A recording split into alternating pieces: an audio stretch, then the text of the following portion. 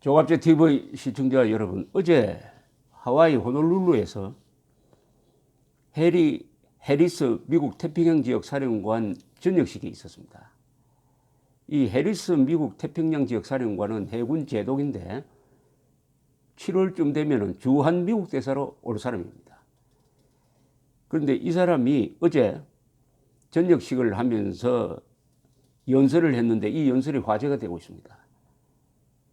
이분은 원래 호주 대사로 내정이 되어 있었는데 폼페오 국무장관이 취임을 하면서 트럼프 대통령에게 강력하게 요청을 해가지고 해리스 씨를 한국 대사로 임명하도록 했고, 의회 인준이 끝나면은 7월에 부임한다고 합니다. 그만큼 해리스 미국 태평양 지역 사령관이 중국과 북한에 대해서 아주 강경한 자세를 가진 사람이라는 증거인 것 같습니다. 어제 저녁식에는 마티스 국무장관도 옆에 있었는데 해리스 제독은 직설적으로 중국을 겨냥해가지고 군인으로서는 매우 하기 어려운 경고를 했습니다.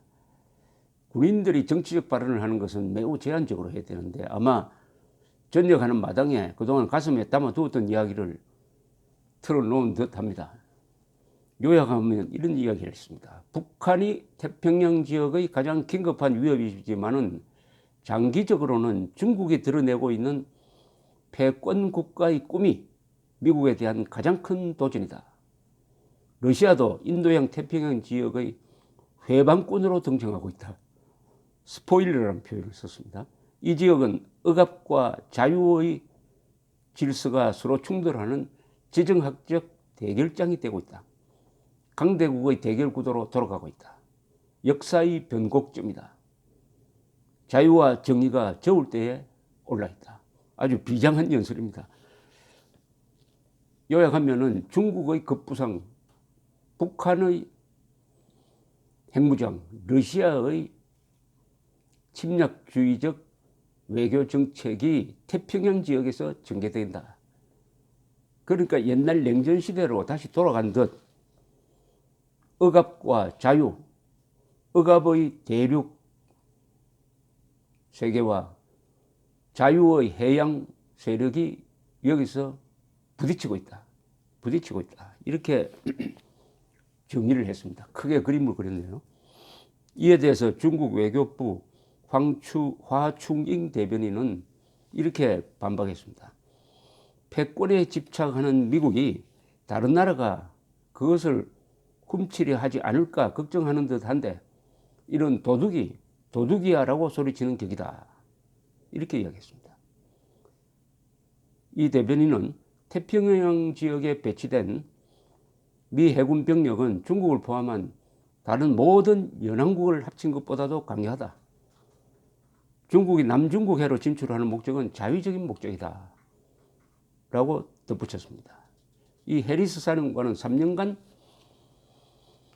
호놀룰루에 있는 태평양 지구 사령관으로 재직했는데 최근에는 2년마다 열리는 림팩이라는 훈련이 있습니다. 세계에서 가장 큰 군사훈련입니다. 거기에 중국 해군이 참여하도록 초청을 했다가 취소시켜 버렸습니다.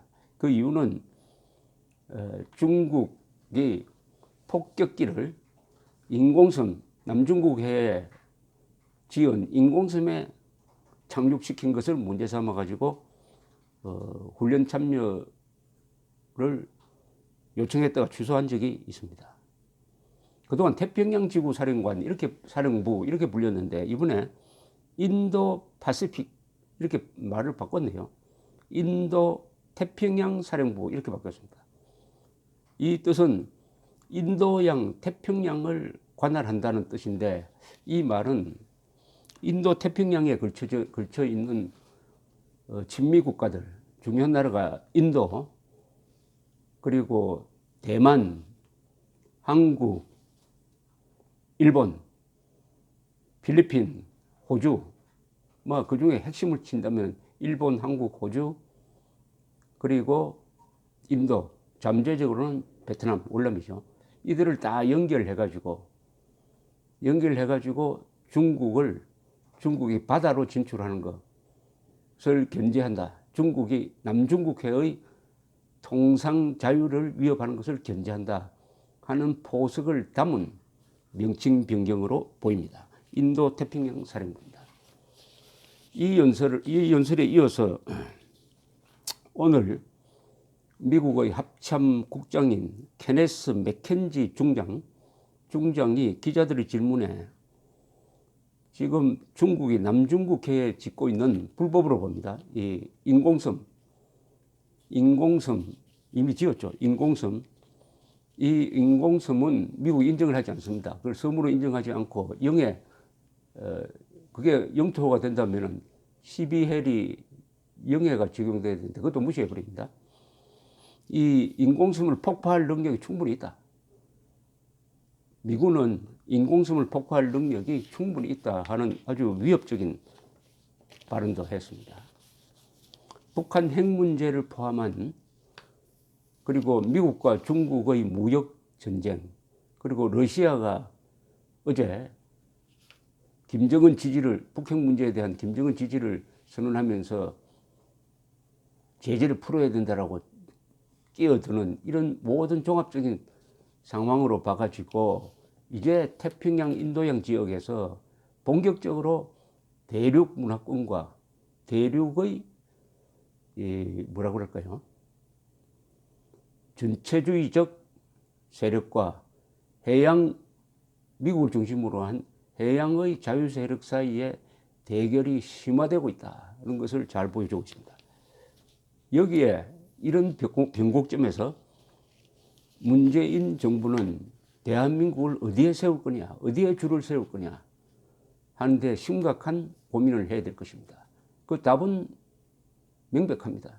우리의 헌법, 우리가 70년 동안 걸어온 성공적인 발전의 방향을 본다면은 우리의 진로는 미국, 일본, 호주, 인도와 손을 잡고 태평양 아시아 지역에서 우리의 자유와 번영과 법치와 민주주의를 지키는 것입니다. 양쪽 진영에서 한 진영을 선택하지 않을 수 없는 상황이 된다면은 자유진영을 선택을 해야죠. 푸틴, 김정은, 시진핑의 공통점은 장기 집권자입니다. 거의 무기한 집권할 수 있는 독재자입니다. 김정은은 전체주의 체제입니다. 그리고 중국은 시장 경제를 채용한 공산당 일당 독재 체제입니다. 푸틴은 형식상 선거를 하지만은 정적을 수시로 암살하고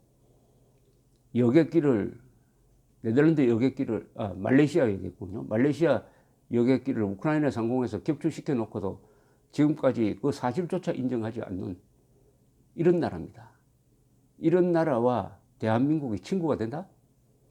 그것도 미국, 일본, 호주, 인도와 멀어지면서 그것은 노예의 길입니다. 노예의 길. 그런데 북핵 문제를 해결하는 과정에서 지금 이상한 구도가 형성되고 있습니다. 북한이 단계적으로 동시적으로 핵 폐기하면서 우리에게 체제 보장을 해달라고 하는 이런 요구에 대해서 중국, 러시아, 한국이 동조해주는 모습을 보이고 있습니다. 특히 한국 정부가. 여기에 미국은 문재인 정부에 대한 불신을 감추지 않고 있습니다. 이승만 대통령이 잘한 것을 흔히 우리가 줄을 잘 세웠다 이런 이야기합니다. 1945년 2차 세계대전 이후에 세계 거의 모든 나라는 줄을 서야 했습니다. 스탈린의 소련 공산주의 편으로 줄 설 것인가 아니면 미국 중심의 자유민주주의 진영으로 줄을 설 것인가. 이승만 대통령은 대륙에 붙어 있는 이 나라를 해양 세력, 자유진영 쪽으로 줄을 서도록 했습니다. 두 가지 선택을 한 거죠.